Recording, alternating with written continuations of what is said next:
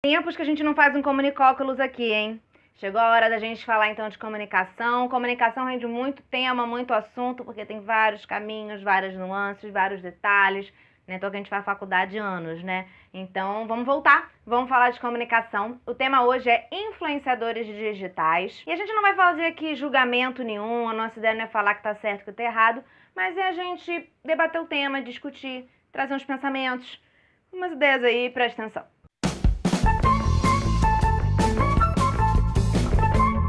Recentemente eu li para uma disciplina da faculdade a dissertação de mestrado da Camila Silvestre, que se chama Um Mercado de Visibilidade e Cifrões, Influenciadores Digitais, o Empreendedorismo de Si. A Camila, ela se formou agora, em 2018, na pós em comunicação na UF. De cara, uma coisa que já me chama muito a atenção nesse título, e é uma coisa que a Camila trabalha muito ao longo de toda a pesquisa, né, de todo esse trabalho, é essa ideia do empreendedorismo de si. Agora, as pessoas, elas são empresas, né? As vidas pública e privada, elas estão muito misturadas e se pensa 24 horas por dia sempre no que vai ser feito, no que vai ser falado e como isso vai afetar essa empresa, que também é uma pessoa. Existe uma rentabilização da própria vida e o que a Camila chama de autenticidade performada, que é aquela autenticidade que é performada. A autenticidade que a gente vê nos influenciadores, oh meu Deus, fulano é muito autêntico, mas sempre há uma performance para os seguidores, entendeu? Sempre existe ali um mínimo de preocupação com o que os seguidores vão pensar, com o que pode se dizer, o que não pode se dizer, existe alguma coisa que nunca vai ser dita, enfim. Essa autenticidade, existe uma performance por trás dessa autenticidade toda. E o fato é que não existe uma fórmula exata para fazer sucesso nas redes, né? Às vezes, na verdade, na maior parte das vezes, as pessoas fazem sucesso mostrando coisas banais, mostrando coisas do dia a dia delas, mostrando rotina, mostrando, sei lá, fazendo comida, lavando louça, qualquer coisa. E isso é muito interessante porque é uma característica dessa ideia dos influenciadores digitais, que é o fato de que você mostrar o seu dia a dia, isso faz com que o seu seguidor se sinta mais próximo de você. E tem algumas desvantagens, mas também tem várias vantagens, principalmente comerciais, e a gente vai falar isso mais pra frente, só um segundinho. A verdade é que tudo isso só é possível acontecer hoje em dia, né? Essa ideia das pessoas se mostrarem tanto na internet, porque hoje em dia o público e o privado, eles já não tem mais tantas diferenças, né? Isso já anda muito junto nessa sociedade contemporânea. Isso é diferente de como já foi no passado. Hoje em dia as vidas privadas, elas são mostradas em vlogs, em blogs, em Insta Stories e tudo mais, elas já são públicas, né? E a Camila Silvestre traz, nessa dissertação de mestrado dela, alguns dados históricos para mostrar que nem sempre a relação entre público e privado ela foi assim. Ela fala, por exemplo, que para o homem moderno, o sujeito moderno viveu de fins do século XVIII até meados do século XIX. E essa pessoa só deixava o eu autêntico dela, toda essa autenticidade só era permitida pro lar. O espaço público, ele era uma coisa muito perigosa, muito ameaçadora e exigia muitas máscaras, né? Exigia que muitas máscaras fossem criadas. Isso me levou a uma reflexão também, né? Será que hoje em dia, por trás dessa autenticidade toda, também não existem muitas máscaras, né? Que escondem, né, algumas coisas. A gente meio que mudou aquilo que a gente deve ser, mas ainda existe um protocolo do que se deve ser. Isso faz com que máscaras continuem existindo. Eu acho.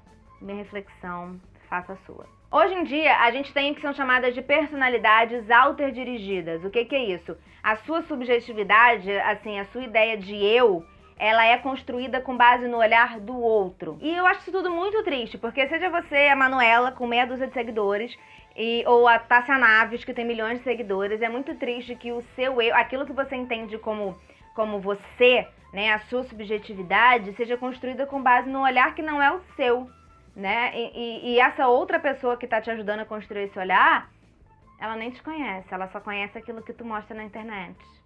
Nunca te viu na vida.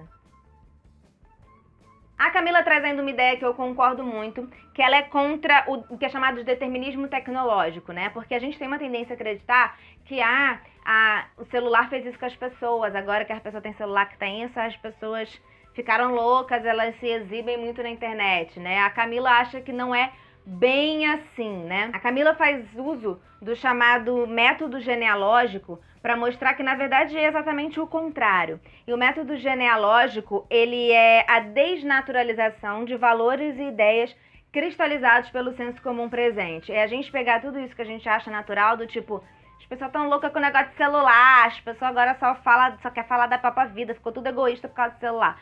É a gente pegar isso relacionado a qualquer coisa da nossa vida, usar o método genealógico é ótimo. É a gente pegar o que é senso comum no presente e não entender isso como natural. Entender que nada é natural, que tudo é construção.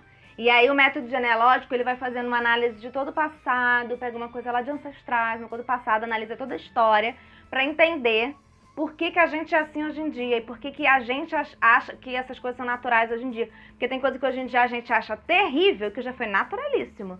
Tem coisa que a gente acha natural, que já foi terrível no passado. Então esse é o legal do método genealógico, é entender que as coisas mudam, que as coisas se transformam e que elas vão continuar se transformando e não vai ser sempre como é hoje em dia. Na verdade, quando a gente avalia toda a história e a gente avalia também todas as fases ou chamados espíritos do capitalismo, e eu não vou entrar nesse detalhe do que é espírito do capitalismo, de quais são e quais são essas fases e o que elas significam, porque eu teria que estudar mais para explicar isso e também ficaria muito grande esse vídeo, mas eu recomendo que procurem, pesquisem, ou se quiserem que eu faça um vídeo sobre isso, deixa aqui nos comentários, porque eu acho muito interessante pra gente entender vários aspectos do que a gente está vivendo hoje em dia, entender que isso também uma coisa é consequência da outra, e atitudes nossas agora também terão consequências de outras coisas no futuro. Mas enfim, quando a gente avalia toda a história, a gente percebe que não foi a tecnologia que fez a gente ser como é, mas que exatamente o agente ser como é que fez com que a tecnologia existisse, né? A existência dessas tecnologias é o resultado de uma necessidade, uma vontade já latente na sociedade. E essa coisa do influenciador digital tá muito assim ligado a ideias da sociedade, ideias que estão em vigência na sociedade. Por exemplo, o influenciador digital, ele traz muito a ideia neoliberal que tá bem vigente hoje em dia. Essa ideia que muito influenciador fala de ser dono da própria vida, ser dono do próprio negócio, você faz o que você quiser e você basta correr atrás que você vai chegar e vai alcançar todos os seus sonhos. Muitos influenciadores usam isso. Isso é uma ideia muito neoliberal. E eu acho assim, aí agora uma opinião pessoal, e eu falei que não ia ter julgamentos, mas vai ter julgamentos, porque eu faço julgamentos. Eu acho muito frustrante esse tipo de discurso, porque eu não gosto do neoliberalismo, né? Eu acho muito frustrante esse tipo de discurso, porque assim, você fica, acredite nos seus... Eu acho muito importante acreditar nos seus sonhos, eu acho muito importante você correr atrás do que você quer fazer de verdade. É isso que eu faço pra minha vida também, mas a gente tem que entender que não funciona assim pra todo mundo e todos têm as suas limitações, inclusive eu mesma, todos temos, entendeu? Então é muito fácil um influenciador que chegou lá, que é milhões de pessoas tentaram, correram muito atrás, ele chegou, falar, corra atrás dos seus sonhos porque eu consegui, é muito... Pode ser frustrante pra quem tá vendo, que também tá correndo pra cacete atrás dos sonhos e não vai chegar. Porque existe uma série de coisas que envolvem, incluindo a própria sorte. A sorte, ela é muito importante, existe a oportunidade que às vezes não tem pra todo mundo. Então, assim, é um discurso muito... que interessa muito ao neoliberalismo também, porque essa coisa de corra atrás dos seus sonhos e você é o responsável pela tua vida, que você tira o poder de um monte de gente, você tira a obrigação de um monte de gente, inclusive o Estado, de te dar suporte para você chegar nesses lugares, entendeu? Então, tipo, é um discurso muito fácil que interessa muita gente e muitos influenciadores digitais, eles, em diversos aspectos, eles estão muito próximos a essa ideia do mercado e essa ideia desse tipo de sociedade, sabe? A Camila traz também uma análise de como os influenciadores digitais, eles afetaram e afetam a forma de fazer publicidade. Eles agora são o que o Chris Anderson chama de formadores de preferências. É meio que eles dizem que você tem que querer. É um pouco isso. Meio que quando os influenciadores digitais comunicam para você, comunicam para o mundo, a existência de um determinado produto no dia a dia deles, você fica, nossa, fulano faz isso, às vezes é uma publicidade que você não sabe que é publicidade. Porque tem um influenciador que não diz que é publicidade, ele tá ganhando dinheiro para falar aquilo, mas pega, eu uso esse creminho aqui, ó, muito bom, bababá. E quando ele bota aquilo naquele dia a dia dele, que você já viu como que acorda, como que dorme, como que ronca, como que cuida do cachorro, botou um creme ali no meio, passa pra você e você sente que você gosta daquele produto, que você precisa daquele produto, entende? A Camila cita ainda uma autora chamada Vera França. A Vera pesquisa o tema das celebridades e ela fala que mais do que carisma, as celebridades elas ostentam aquilo que uma determinada sociedade, num determinado momento, valoriza. E os influenciadores, né, os influencers, eles são celebridades, né? A gente pode chamar já chamaram de microcelebridades, mas hoje em dia a gente tem influenciador com 12, 13, 15 milhões de seguidores.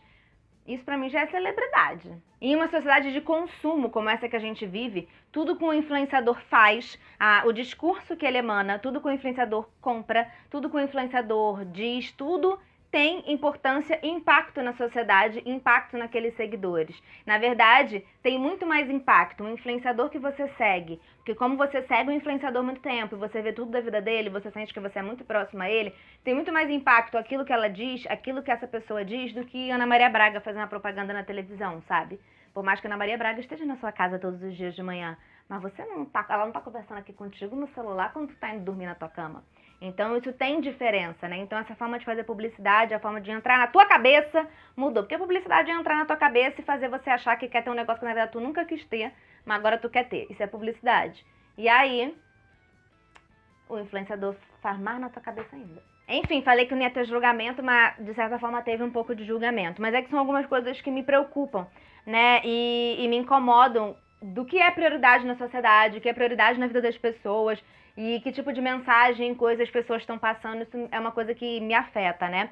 E é muito importante a gente saber que tipo de conteúdo a gente está consumindo. Eu não tô dizendo que pode ou não pode. Eu sigo um monte de gente que eu sigo só pra me divertir e tudo mais, mas é você entender o que está por trás de cada um dos discursos, desde o discurso de compra esse creme até o discurso mais empoderador possível das pessoas super empoderadas da internet. É você entender que todos são pessoas que têm muitas coisas por trás e tá atento, né? Porque essa é uma outra forma de se fazer mídia também. E é legal a gente seguir pessoas que nos façam bem, pessoas que agreguem alguma coisa pra gente de alguma forma. Existe um conteúdo muito bacana na internet. A internet, ela tem várias nuances estranhas, mas ela também tem muita coisa boa, tem muito conteúdo bom. Eu busco fazer aquele conteúdo que eu acredito, eu busco ser autêntica, mas enfim, como vocês já sabem, a autenticidade ela é performada. Tem muita coisa que acontece na minha vida que vocês não sabem, porque não faz o menor sentido mostrar, mas E isso funciona pra todo mundo, mas é você entender quem dessas coisas que está sendo mostrada mais passa a verdade e mais te agrega algum conteúdo de alguma forma. Essas pessoas existem, a gente pode falar sobre elas, pessoas que me ajudaram muito, mesmo sem saber, em momentos muito complicados da minha vida. E então, isso também pode ser um papel de alguém que trabalha na internet. Eu prefiro usar para essas pessoas, inclusive para mim, o termo produtor de conteúdo e não influenciador digital, porque eu estou produzindo conteúdo que é o meu trabalho enquanto jornalista. Mas não estou influenciando ninguém, tem a menor pretensão, né, cara? Só saber se tu gosta do que tu tá ouvindo, se tá te agregando em alguma coisa. Quero saber de vocês agora como é o uso de vocês nas redes sociais nesse período em que para você ser alguém, você precisa ser visto. Vocês se mostram muito nas redes sociais, como é o uso de vocês das redes sociais, de maneira pessoal, de maneira de trabalho, que tipo de cuidado vocês têm. E quero saber também que tipo de influenciadores vocês mais seguem, que tipos de canais, que tipos de Instagram, que perfis, que pessoas vocês seguem, que tipo de conteúdo vocês gostam de ver e como que vocês lidam com isso. Vamos interagir? Fala comigo que eu falo com vocês. Que a internet também é boa para essas coisas, tá bom? Então eu quero saber se vocês gostaram desse vídeo, desse tipo de conteúdo, desse tipo de debate. Um beijo e até o próximo vídeo.